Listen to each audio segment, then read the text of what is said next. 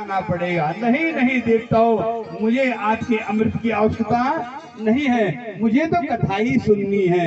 ईश्वर की अनुकंपा के द्वारा आज राजा परीक्षित को देख करके सुखदेव जी गदगद हो गए कि मेरा शिष्य अच्छा है, मेरा छात्र अच्छा है, मैं जिसको पढ़ा रहा हूँ वह अच्छा है, बहुत अच्छा है। देवता लोग अपना मुंह लेकर के स्वर्गारोहण करने लगे। यहाँ पर राजा परीक्षित ने देखा कि मेरा शिष्य ईश्वर का अनुशीलन करने वाला है, ईश्वर का गुणानुवाद करने वाला है। इस प्रकार का अनुशीलन करते हुए राजा परीक्षित ने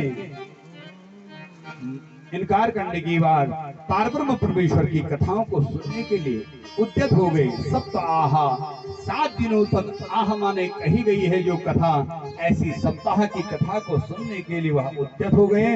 इस प्रकार सौनकादि ऋषि कहते हैं, लोक विग्रह मुक्तस्या नारदस्यास्तिरस्य चो विधि श्रुये कुतः प्रीति संयोगा कुत्र तेषः। सोनक जी ने कहा कि हमारे मन में एक संकल्प आ रहा है, एक विकल्प आ रहा है।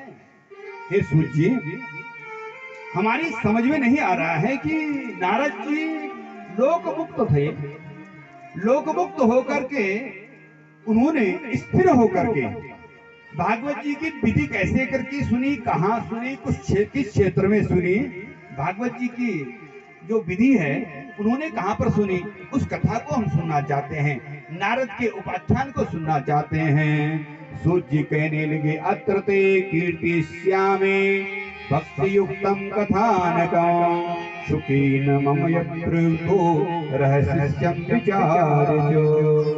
सूत जी ने कहा, हे सौनकादि ऋषियों, आपने सुंदर से उपाख्यान को सुनने के लिए आप उद्यत हो गए हो।